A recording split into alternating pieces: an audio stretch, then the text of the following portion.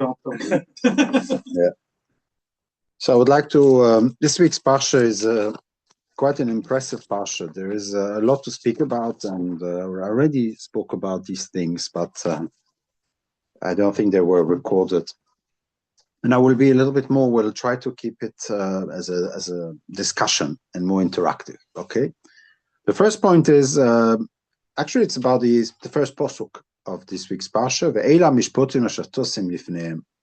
So Rashi already starts saying Ve'ele is that it wants to tell us, to teach us that the Mishpotim that Hashem will give us now also were given on Sinai, that it was Mosef al Inyan Rishonim, Ma'o Rishonim Sinai, Ve'elo Sinai. And there is something which bothers me, to be honest, is what if it would not be on Sinai? So it was on Sinai, fantastic. But what would be if it would not be on Sinai? Why does the Torah and Rashi have to teach us, and not only, also Chazal, Sinai? What is if it would not be on Sinai? Hashem would have told them 5 kilometers from Sinai, a bit to the left, at the junction there when they were, Hashem told them these mitzvahs. Would it not be the same? What would the change? No, but this they only saw the Aser Sadibros. So these Mishpotim were not given by Hashem explicitly. It's Moshe Rabbeinu that came and told them. But it was on Sinai. So what is here the point that we want to make? Why do we need to say it? And Rashi is Marich, and he says, yeah. And not only that, Chazal also teach us a lot of times on a lot of mitzvahs that, because it says Bahar, the Chukoisai, that these mitzvahs were given in the Torah, the end of Vayikro, on the last two parshas, only those two parshas, it says, only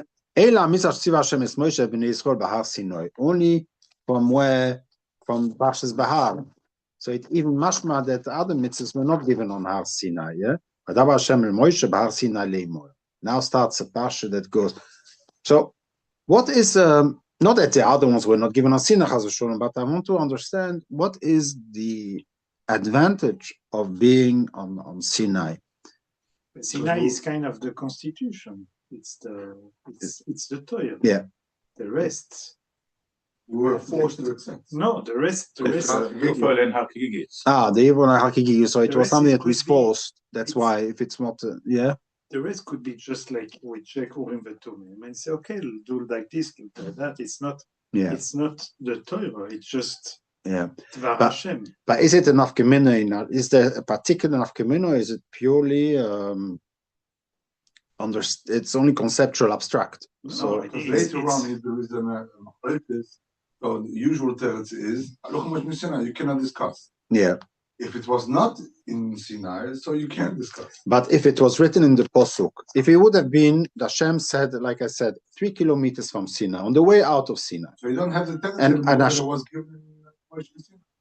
No, but and it would be given, because some hold that no, not everybody holds that everything has to be given on Sinai. So imagine that it was given Arves Moav at the end, after 40 years, and Hashem told Moshe Rabbeinu still a few mitzvahs. There are a few mitzvahs which are very difficult to say that they were given on Sinai. Like, for example, the Isur to marry Hashem, because this is based on the story that happened after Sinai. Yeah? All the mitzvahs of Torah Israel? No, because this was clearly given before we went into Eretz Israel, so it could have been given on Sinai. Yeah, but here, yeah. People wouldn't understand. Yeah, but anyway, Moshe Rabbeinu stopped. Moshe Rabbeinu when Moshe Rabbeinu spoke, they were never in the land anyway. So whatever happened, the Tiv did before they came into the land. I think whatever happened was written in the Torah as well. Oh. So it was written in the Torah, but then you added on something which, why would you say that? And therefore it's in the Sinai as well. Why? Because the Torah was written. Oh, in Sinai. Yeah. So it's a bit of closing the loop kind of story. You want to say that the whole Torah, the whole Sefer was given on Sinai, the text, not only the Lochos, but also the text. So this is one opinion which we hold today, and this is clearly an opinion that the Torah, as it was written, was given on Sinai. But it's not everybody would agree with that. Even Ezra does not hold like that. He does not hold that the Sefer Torah was written in Chazal. A lot of Chazal that Megillah is the last psukim, and that it's Yeshua, and then it was not given on Sinai. So there is a lot of different opinion on that, and it's clear that there is an acharnement, I don't know you want to call it, or to put it that it has to be on Sinai. But if it's on Sinai, then it's much more than things that Hashem would have told Moshe Rabbeinu a bit outside of Sinai. Now for the Rambam, it's clear. For him, if it's not given on Sinai and it's not written in the Torah, there are two conditions, then it's not the Raisa. Things that were... Yeah, but Chazal, what do... But sometimes the Chazal are saying there are some Medrash Chazal, the Ma'amere Chazal if you want, that are saying that everything, even the questions, every question that is asked was given already on Sinai. That the whole Gemara, the whole Mishnah was given on Sinai. There is Rabbeinu Hanan. So there are those who want to say that even Torah Shabbat Peh was given on Sinai.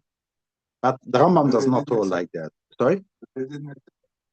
No, they did. Oh, so that's why. Yeah, you're right. It's you're right. That's because you listened to, or you were, yeah. But that's already according to the Rambam. So you have to go away from the traditional viewpoint that everything was given on Sinai, everything was written in the Torah, the whole Torah Shabbat Peh.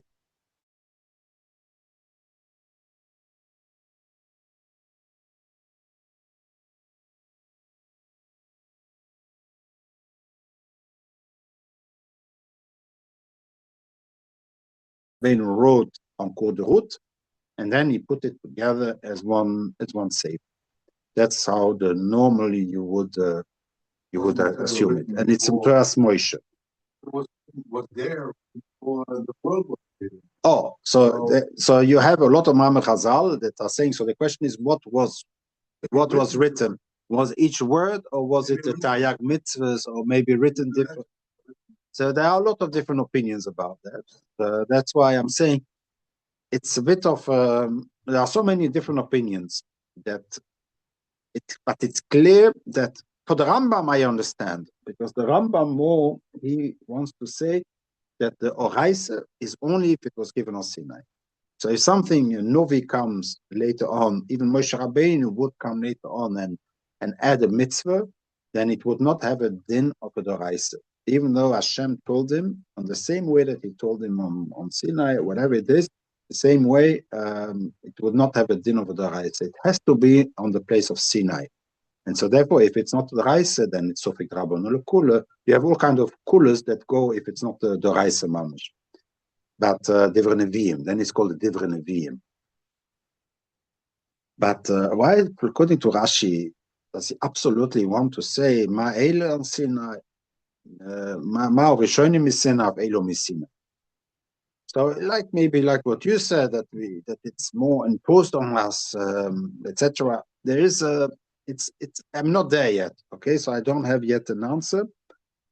It's something that seemingly Chazal also are very kind of using that terminology of this was given on Sinai as saying this is Chok V'lo Yavor. Bit what you said also is that it's something that you cannot change. That is Nitzri is. There are a lot of things, but what makes Sinai so Nitzri is?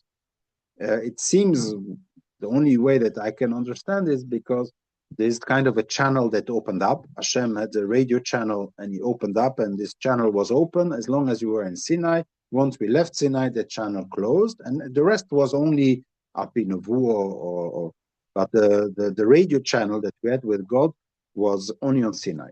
So the geographical place was in that spot for more than a year. The channel was open, and we received a lot of mitzvahs during the 40. Yeah. Because we couldn't listen.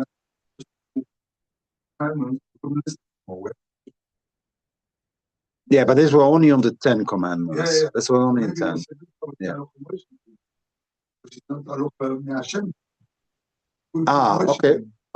Okay, yeah. I have.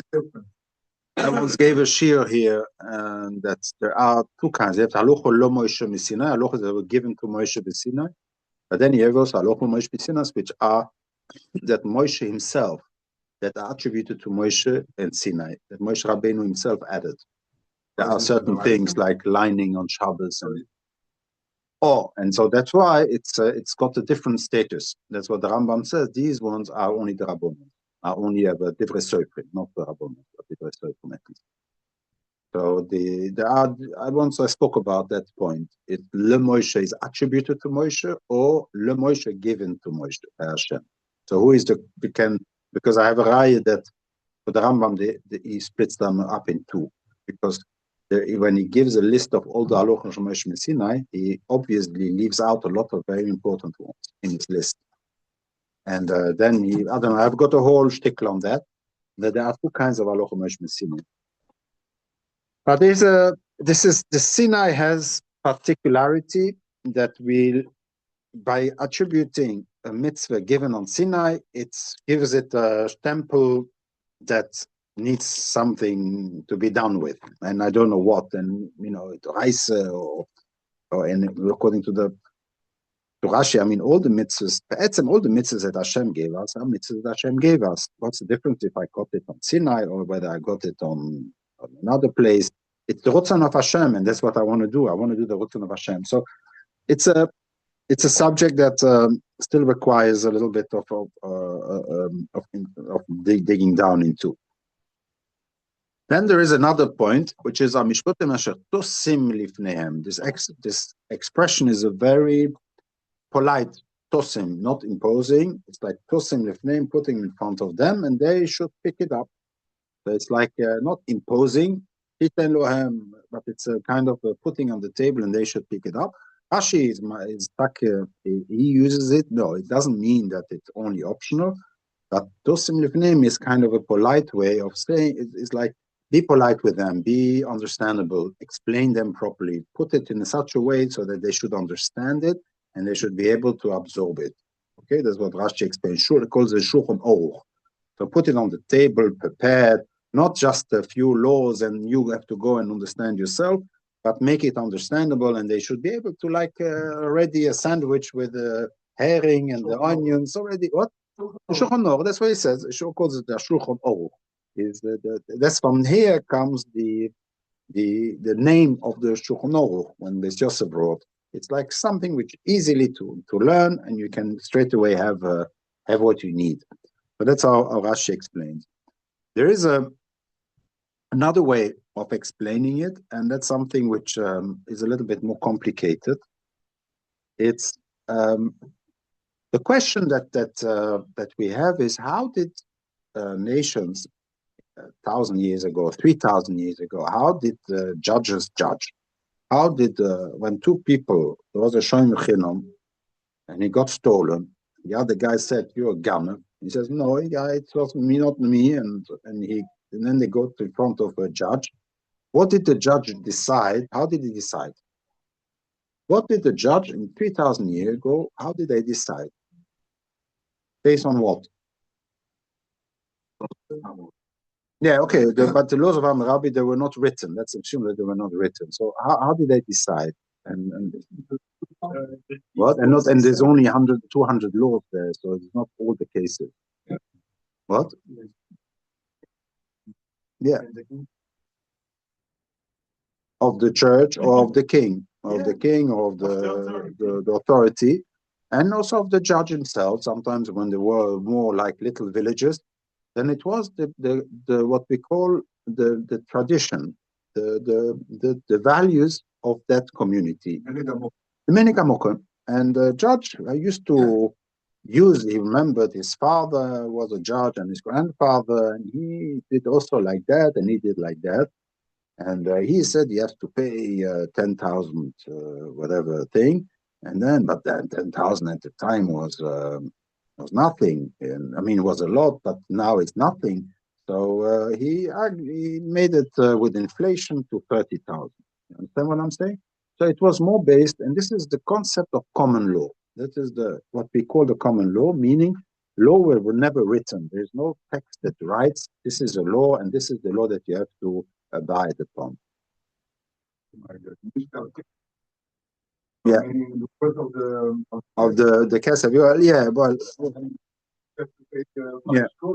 Yeah, but that's not 100% because then when Evet, when the behemoth kills Evet, then you have to pay shloishim shkolim, and then that's the fixed price, and this is independent on the inflation. So that's it's a bit of a difficulty. How do we interpret the Torah? And this is what I would like to discuss a little bit. So the law was never written down, and there was never such a concept even of a law, which was what we call statutory law. So there is a word statutory law, which is a law that only in Europe they started to write it down a few hundred years ago. So it is only a few hundred years ago that the law has been written down, and the judge, what he has to do is he has to go according to the text. Of course, he has the right to make his own interpretation, but the text is there. So the judge has to follow a text. This is how it is today, and read the book. It's written in a book. And it is the parliament that decides the law, and it is the written of the law, how it is written, that defines the law itself. Now, that is something that only exists a few hundred years ago. It did not exist in before that. Specifically, probably, it started to exist when urbanization, when people started to live in cities that come from different cultures, and everybody brought his own culture and his own values, and so it became balagan. And so they decided to make a statutory law. This is the law of the country, this is the law of the city, of the province, whatever it is. And they wrote it down as much as they could. And then this became what we call statutory law. So in other words, statutory law as such only exists for not so long in Europe. Okay? There is no, I think in some places in Africa and in Asia, I don't think that they have even a statutory law. There is also still the judges decides based on what this tribe, what was the tradition, and his own guts feeling. So so what is common law? Common law is something you can compare it with the laws that you have at home with your children. The laws that you have at home with your children are not statutory law. When a child does something bad, he receives a smack, sometimes on the right side, sometimes one smack, sometimes two smacks. Today we don't give smacks anymore, but if he misses, he doesn't go to sleep on time. It's not like sometimes it's after 1 minute that you're already like, what's going on? And sometimes you give him half an hour. There is no statutory law, but the principle the child knows. There is a principle, I have to go to bed on time, and there's a principle of certain punishment, but it's not statutory. It's more of there's a little bit more flexibility. It's more fluid. There's more fluidity in the law. That is what we can call common law today. So there is a common law today. If you want to understand what it was, it's because today we cannot even imagine how it is because we are so used to the law. The law is something which is written, a chok. Even we believe that the word chok is written because the chok means battled, and it means written, but it could also mean that it's fixed and not written. But for us, a law is written. If it's not written, it's not a law. And that's something which, because even by the Goyim we have it, plus by us in our Gomorrah, it's clearly like that. That's how we do. So there are some people who want to claim that also the Torah is also common law. That's quite a dangerous statement, but they want to say, and they bring down Rais from the Netziv, from Tzedek Cohen, and from the Abarbanel, that the laws are common law. They are starting points of where Hashem gives us the direction. One of the famous proof that they bring, which you can also argue if it's such a big proof, but it's that it says in this week's Parsha that if somebody steals a seh or a shoyer, and he makes shrita and he eats it, or it makes shrita at least, or he sells it and he eats it, then he has to pay 4 or 5, right? Depending or Shoy. Now, this question was asked to David HaMelech. The Novi asked to David HaMelech when he slept with Bathsheba, and then he asked them, how could you take away from somebody else's? So he asked him the story. He asked him the question: what happens if somebody steals a seh from a poor man, a rich man who is not hungry, has a lot of sheep in his garden, in his chutzner. Then he goes and he steals it from a poor man he got only one seh, and he takes it away and he shechts it and he eats it up. What is the punishment for this man? So every boy that learned the Bobas, that learned the Chumash, would say he has to pay 4 or 5, depending if it's a shor or a seh. And what does David HaMelech say? He's Chayv Nisa. He's Chayv Nisa. So the question is, why didn't the Novi tell him, I don't understand? Moshe Rabbeinu told us on Sinai that you have to give 4 or 5. You don't just kill. Why would you receive a punishment of killing? And so they want to bring this and other proofs, but this was the main, that the law was, because David HaMelech never saw in his time the law as a statutory law. It was kind of a common law. Hashem started a common law told to Moshe Rabbeinu, and that's the pshat in Tosim Lifneim, that since we need to have now a new values, we need to create a new nation. These will be the starting points, the seeds from which the values of the Jewish nation will start to emerge. But these are not statutory law. These are common law. You understand the difference? So these are not statutory, but common law. That is why the Shloshim Kesef that you have to give is not fixed. In other words, it depends. Of course, it's just a starting point, and then you have to look at each generation how much it should be. Okay, so that's a very interesting point of view. That is how it used to be. You see it also boyas. There is a din of yibum. The Torah is written only between brothers, and then suddenly boyas is a whole mitzvah. A ganze meise that he has to be miyabim.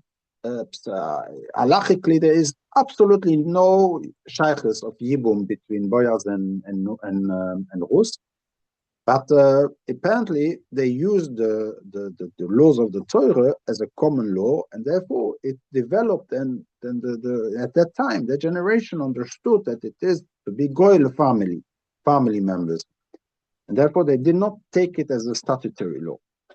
So this is a theory that was developed, and because also it didn't make sense, because we don't find at all in the whole area, archaeologically, historically, we don't find any statutory law that existed in that time. The only beginning of a statutory law were the Greeks, and that is only in the year, I think, 600 or something like that. So it's only then that starting the point of a statutory law to emerge. If you want, the only statutory law that really exists is Asses HaDibros. So Asses HaDibros is a statutory law. That's clear, because that has been written, and it has been received as a written law. But the rest is according to that. It's only Tosim Lifneim. They should adopt it in order for them to use that as a starting point where they can emerge and starting to develop themselves.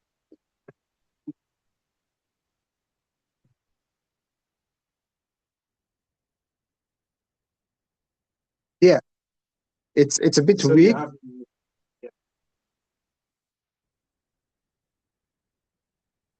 No, but they also repeated with a change. That's the third part, which he develops a lot. It's Rabbi Shua Berman, by the way. And so he develops that a lot, that there are, and this is something which we know, there are stiras between Sefer Devorim and the mitzvahs that we have now.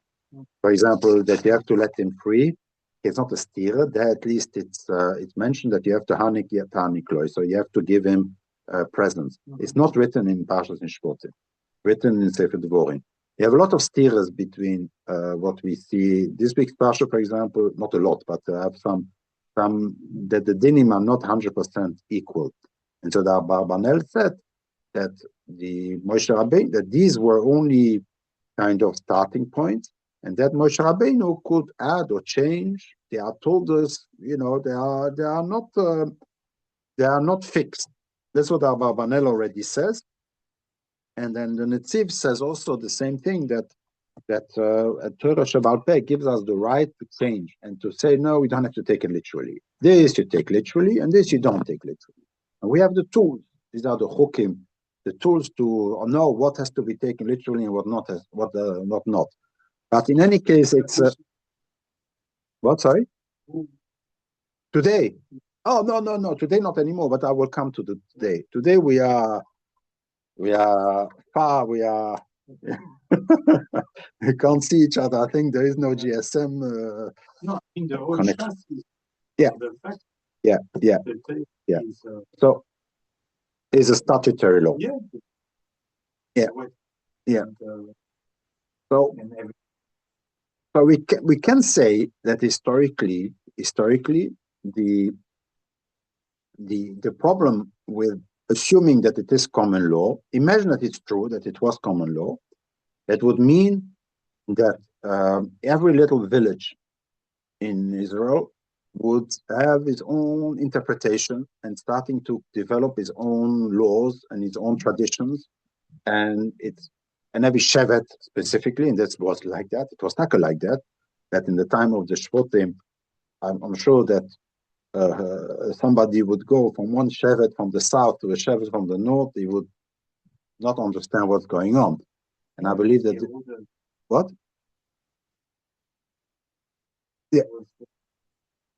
Yeah, and then they would, yeah. But it's basically this is already in the time of the second Beis Hamikdash. I'm talking about the first Beis Hamikdash. It must have been much worse. So there is a lot of split. That's why Hashem says we have to come 3 times a year to Yerushalayim to get back a bit of unity, because it would degenerate. There was no internet. There were no printing. So it developed itself. And when the time of the second Beis Hamikdash, when the first Beis Hamikdash was Chorov, then we instituted the Anshe Knesset Agdoyle and the Sanhedrin in order to reunify the whole Judaism. Otherwise, it becomes too much of a split.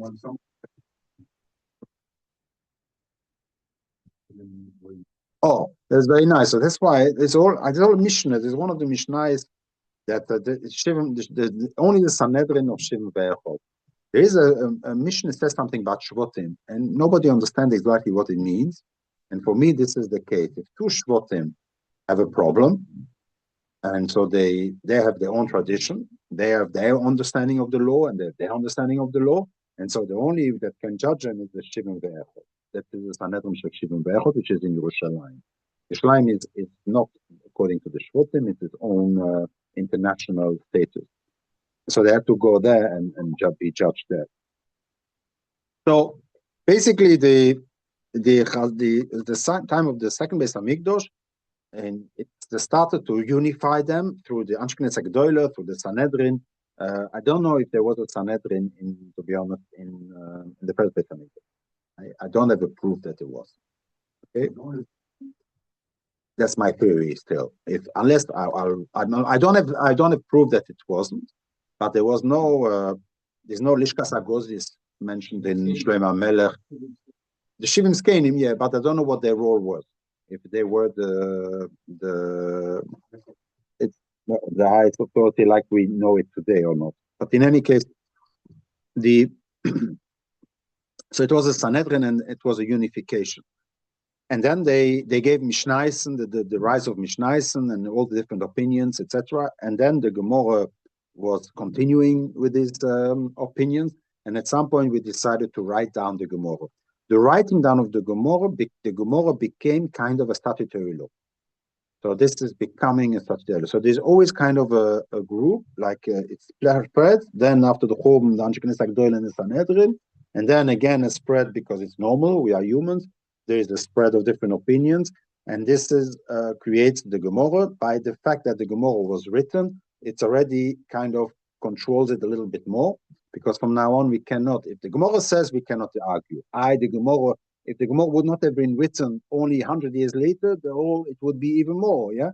So it's kind of no, but this is we accepted. Pass nicht with the Gemara. Yeah, that's why. But it's a beginning point. But at least we know we pass nicht with the Gemara. So it's already very good that we. The right thing. Yeah. That is very much like we'll see. Moshe Feinstein was one of those, but he did the opposite. But yeah. And then after the Gemara was written, suddenly again, even the interpretation of statutory law you have of the Gemara itself, you have Rashi, Tosfos, Rabbeinu Tam, you have so many interpretations. There is everybody has his own understanding of the Gemara, so it started to go like that again. And so the Rambam, what he did is he wrote the Mishneh Torah to try to consolidate again.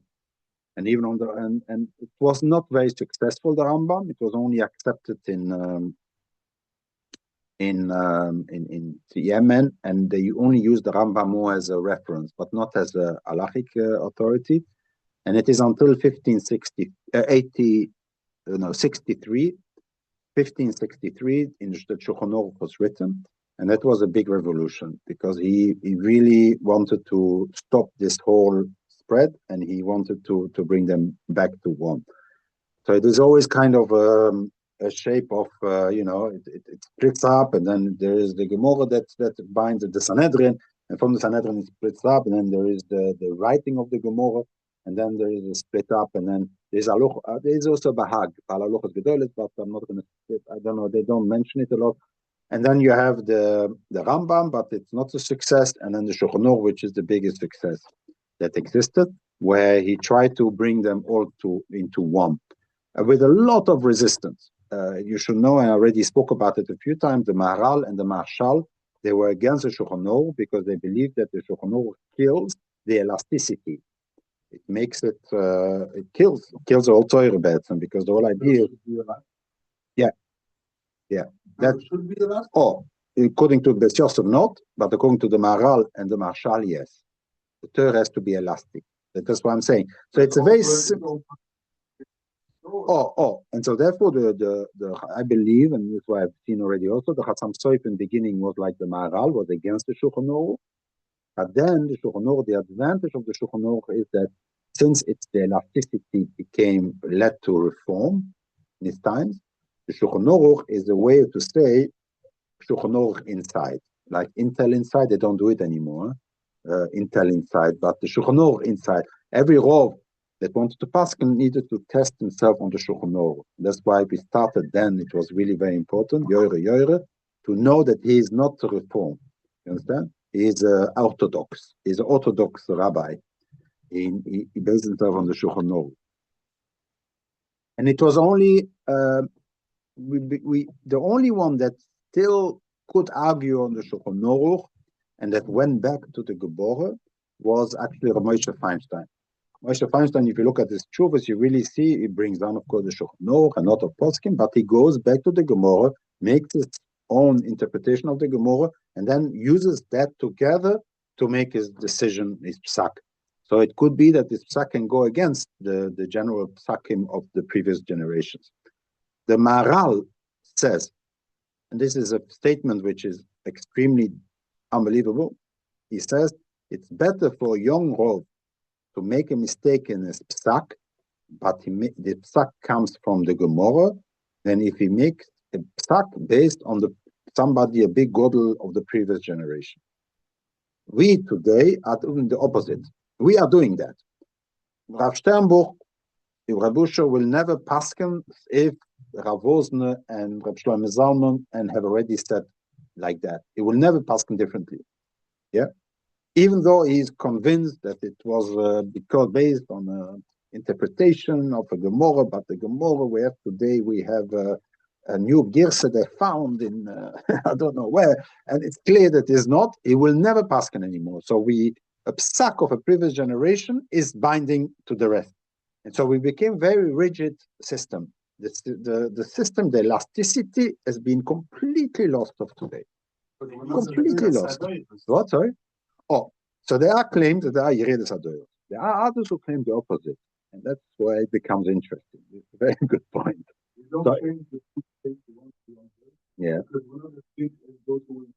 Yeah, that's clear. That's already Gemara said. As the Gemara says, yeah, but here we're not talking about new gezeres, we're talking about interpretation. This case, is this case for like this case in Shulchan Aruch or not? No, so you have those, you know, it's already an interpretation of the whether there is a similarity with the psuk. Today, the psukim of the previous generation is written down and has become statutory law.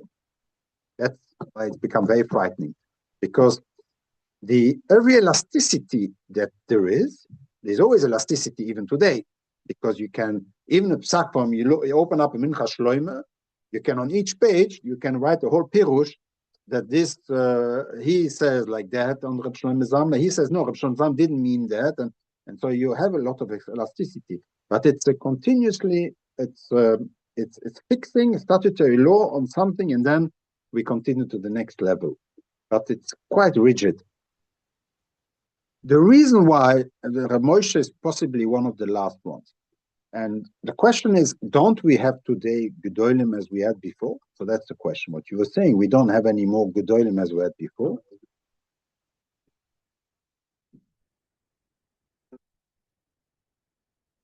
Yeah. No. Okay. So. Okay, but because it's not why? You know why? Because it's not necessary anymore. Because he knows that he doesn't have to do that. Because he's never going to pass from the Gemara.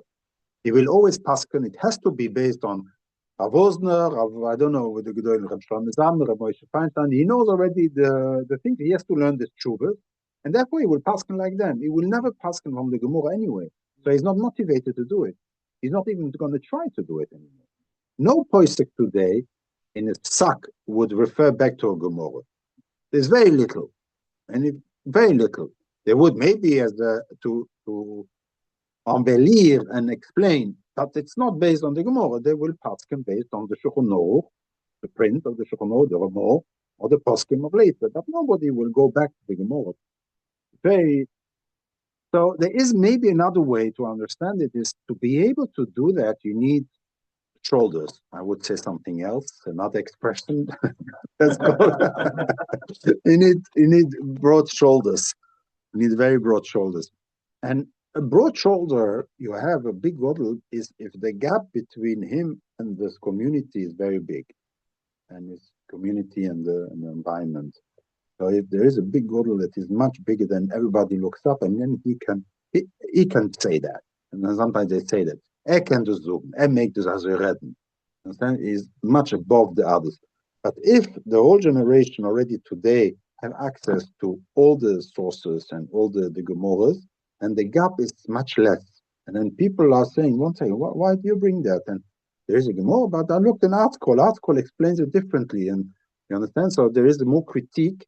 And also the fact today that we have social media, which makes sure that wherever, if here Rabosha would paskin that this year we can eat kidneys because whatever he has a raya that we can eat, the whole world would go against them, and it cannot be anymore. So there is no more this authority today that can actually start to go against it, and so we became a very rigid system. We lost the elasticity, but again, it's not true, because even the Shulchan Aruch, when it was printed, very quickly afterward, it got a lot of meforshim that are actually arguing against the Shulchan Aruch, that are saying that here the Beis Yosef, about the Mugen Avrom, a lot of times doesn't pass like the Beis Yosef, like Shulchan Aruch.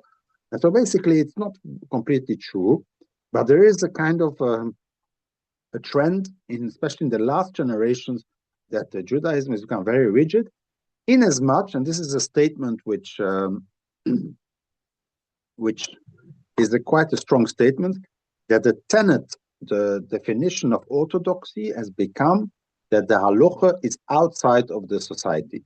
That the halacha has nothing to do with how it is today, with the reality, but we look at the halacha as something which is in, we only according to the psak, and we only look at the text, and we don't refer back to what is in the reality in the world. And that this is the definition of being orthodox, is when you can say that bekiknish mit dem Fleischig Neug, we don't look at the situation, this is not relevant, it is the halacha is something which is holy and fixed, and it goes back all the way to Moshe Rabbeinu. So people could ask even questions. I'm exaggerating now. That did Moshe Rabbeinu eat gebrocht or not? And you understand? We go all the way up back to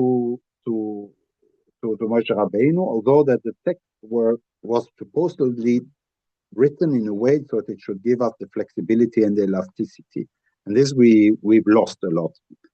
On the other hand, if you would not have lost that, since there's so many prints and so many people that know halachos and know, I think that we would go completely crazy. There would be absolutely, we will not be able to marry each other. We will not be able to, it would have created a big, big problem. So I think the rigidity as a disadvantage for intellectual people that would like to see things moving. On the other hand, it made the Judaism a livable religion, because if we would let it go out completely, I think the difference between Antwerpen Jewry and the Jews in Brooklyn, I think the difference would be so big that they would not see each other as Jews. It would be completely a different religion, and so we would not have any more so we need a bit of rigidity. And I think I personally today although intellectually I always say that the Shabbat Peh, we have to interpret, we have to make it a living Torah. But when it comes to halacha, I think that it's good that we have kind of a central halachic authorities, so that we all Jews in Australia and the Jews in Europe and in America, they all are bind together through a few authorities. Most of them are in Eretz Israel. It's as a Kimitzi and Teitze Soira. So that the things, the authorities should be centralized. That's personal opinion today. Okay, I was never believing like that before, but more and more I start to understand and appreciate this rigidity. Yes, and that's a beauty. So you can still, there is the 50 Shulchan Aruch, and there's also elasticity even in the psukim. So we are so smart that we can, he wrote it, but you saw the comma, I didn't put the comma there, I put the comma there. That's how you have to read it. And then you have that's what I'm saying, we are creative enough to take a text and prove from the same text that it's mutter, and from the same text that it's also. You understand? And that gives us, what? Yeah, in any case, yeah. Yeah.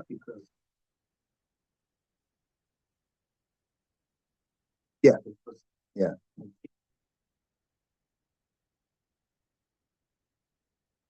Yeah. Yeah. Yeah.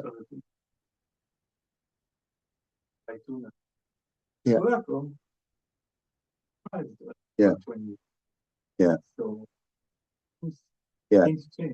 Yeah. Yeah. But that's because the situation changed. Yeah, but it's also, you're right. Yeah. Things change, and therefore the halacha changes as well. Yeah. But there is even more. There is certain things that the Rabbonim are more starting to feel that they have to be more makel on certain things and be much more on other things.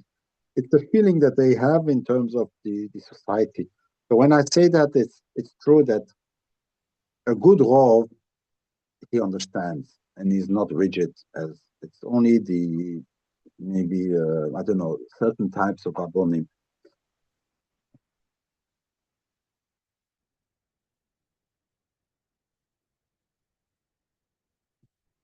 It's not far away.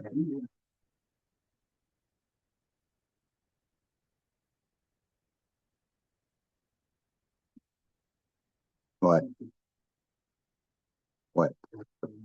Reb Shlomo Zalman était très fort makel. Il a ouvert la porte. Ouais. Ouais.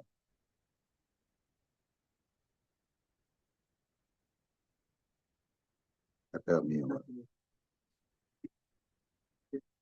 Ouais. Ouais. Ouais.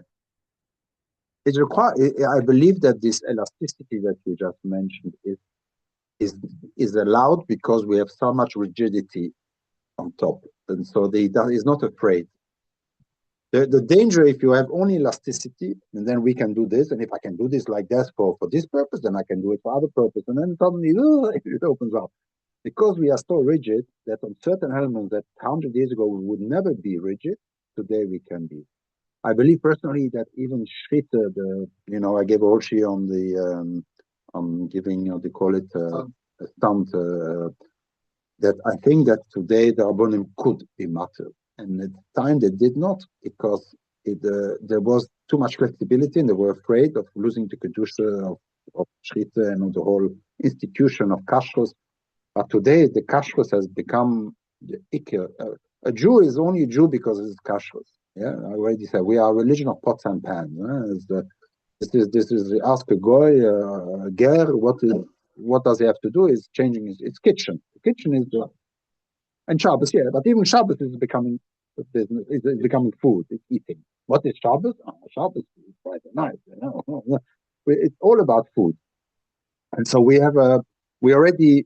And so I think that we can be maker theoretically, but okay, it's something that is by the Rabbonim. It's their job actually to decide. Sorry? It would be Yeah. Because of course I gave a share about that, and there is a Rashbo, and the Rashbo creates a problem. But the question is, how far do you have to be machmir on that part? Now they were machmir at the time of the Second World War. They were machmir about that, and all the gedolim then at that time said no, and so we continue. No, they said no. So who are we to say yes? That's again the principle of rigidity, which again is good on one hand, but it creates problems on the other hand. And you don't say over. Sorry? You don't say over. That's something else. Yeah, that's something else. We should be able to say that. We should be able to say that, or at least you have. That's why you have either the situation changed, and therefore there's not anymore or the ingredients change, the complete ingredients change. Then it's of course the changes is obvious. But you could say that it's just the interpretation of the halacha. It's purely the interpretation of the halacha. I have a different interpretation of the halacha, or he has a different interpretation. You understand what I'm saying? But it's not only over atam, because the over atam that's already even in time of the Gemara it could happen. It's something that every generation has this. There's a famous line from Yeah. Yeah. Because that's what I said. In reality today, they know that the law is common law and not statutory law. They know it. And they know that Shulchan Aruch we use it as if it's statutory law. When they give a shiur, the Shulchan Aruch is statutory law. And they will bang on the table, Shulchan Aruch, perfect. But in practice, they understand that it's only common law. It's not statutory law. And so therefore in the practice, sometimes, if they're smart, they know to say to this person, no, it's okay, you can do it. You understand? To this person, no, no. And people complain about that. Depends on who you are. How come? How you ask a question. And it's not right to criticize them because they have a point. There is a point to that. There is a point in understanding of the other person. You have to ask them according to the situation of the other person. Yes, because it depends on how far do you want to take it, and in the interpretation. Like I said, it's the feeling. The judge, for him, he judged 3,000 years ago. David HaMelech said, this person is Chayav Misa. Because he felt that this person deserves Misa. He's a rich guy, why does he take from a poor guy? It's not written in the Torah. No, but you have to look at each case as it is. The Torah gives us guidelines. That's the definition of common law. If you believe that the Torah is common law.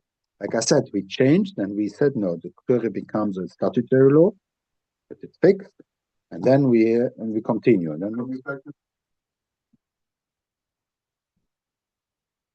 yes. But my theory, and I've seen it somewhere, my theory is that sometimes Chazal use an expression, Haluch L'Mesh Misinai, more as a Yeah, when somebody would argue about something and he feels that the people are not accepting it, then he says, "This is an halacha l'Moshe Messina." It's like an expression, and it was written down, and then people think it's the same halacha l'Moshe Messina that Chazal and that. You understand what I'm saying? We see it. I have a proof for that, and but I'm not. This is another shiur. That's another shiur. Sometimes because halacha l'Moshe Messina is also an expression. And I mean, you can also use it sometimes. Also, you say to your son, "I don't want you to go." Why? This is halacha Moshe Messina. You understand? It's like you would use it as an expression, and it's more of an expression to make sure that the halacha goes through to the nation, to the people, to his community. Non-negotiable. It's an expression, and then the problem is once it's written down, halacha Moshe Messina, and people. This was given in Moshe Sinai. It was there. It was on a Tuesday morning at 3:00 in the morning. You received that halacha. You understand? What? Ouais. Ouais. Ouais.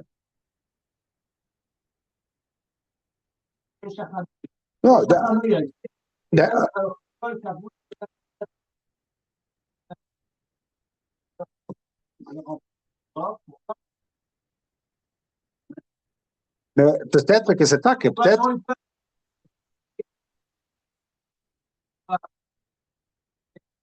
Ouais, ouais.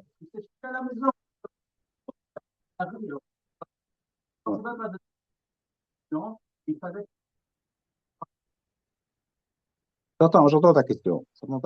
C'est un sujet, it's a very wide question. Halacha Moshe Messina is a bit of a joker that Chazal, a bit of a joker bet, because they have everything is written, and then suddenly you have things that are not written, and then what do you do with that? And so there are also mitzvahs that were given by Halacha Moshe Messina. Nobody knows why. Meaning that already start from Sinai. Nobody knows the reason. For example,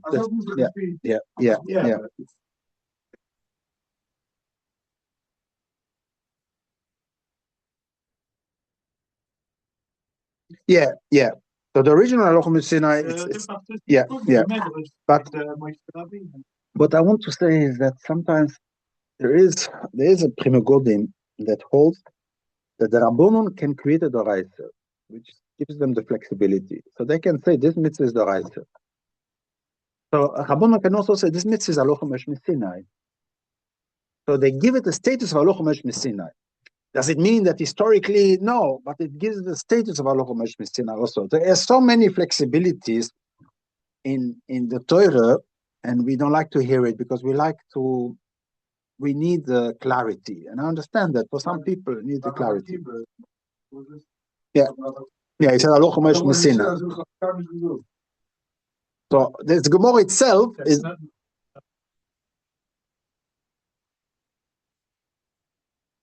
Yeah, it does say it's Halacha Moshe Sinai. Nine, but he said, I don't understand what he says. Yeah, no, and then yeah, and yeah, for Moshe Rabbeinu. Yeah. But how can it be? Moshe Rabbeinu never stayed. No, but it's. No, he didn't understand discussion I understand. Something else. I understand. You can argue, but he didn't argue on our no. It was calmed down. Yeah, but it's an interesting Gemara. It's a very, very good example because there you see that the definition of Chumash Sinai is seemingly when you look at it from the quick glance, not when you can go deeper. It seems as if it's a status. It's more of a state. Chumash Sinai is unarguable. You understand? This is how it is. Like a temple. Okay, maybe I will give once a shiur on Halacha Moshe Sinai, but it's so vast that I don't know what you'll have from it because you will see that there is so many different ways. Yeah, and again, like I said, rigidity is bad because it loses elasticity. On the other hand, rigidity is good because it creates that we can all sit down together. You can come and eat by me. I can come and eat by you. There is no we at least we feel that we are part of one religion. But if it,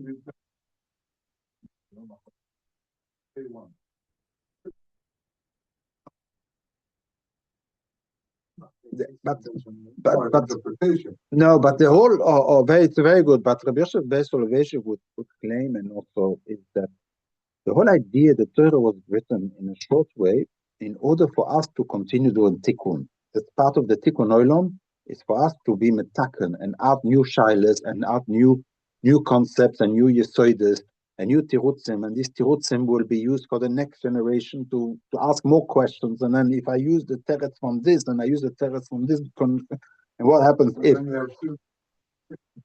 that's the whole idea of the this is the beauty and the idea of it is to build and to use our own intellect in order to build further the Torah. It's al-tikrim bo-noyer elu-boy noyer. The Talmid Chacham, they're builders. They build new concepts, new Lego blocks that you can use now. I don't know. The Noid view that says a new chiddush. This chiddush has been used now in multiple other which ask shilas and they use it and they want to understand. Do we say the same thing also on this case? And no, because there's a different the new building. So there's new blocks and we have a big Torah that we can build further and intellectually very interesting. But the job of a dayan is to cut. That's what you want. You want dayanim to cut and to leave us alone all these shittas. Just give me one shit. A bit what the Rambam did. Yeah, the Rambam did that. What you just said, right? The Rambam. What? Yeah, but even the Beis Yosef bring Yeshomrim. Yeah, the Beis Yosef also brings the Yeshomrim. So you are stuck.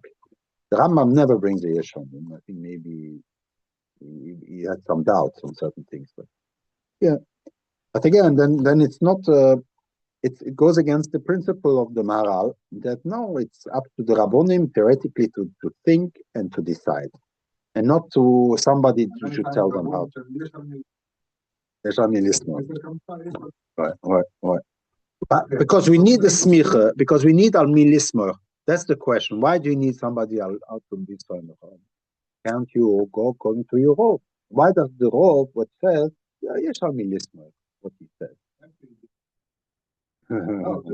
Yeah.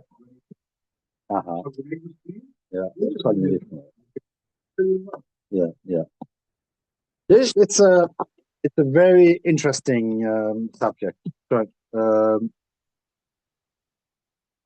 Wow, an hour, more than an hour. So maybe next week is a normal week. Yeah. Okay. Yeah. There's a lot to speak about. I'll leave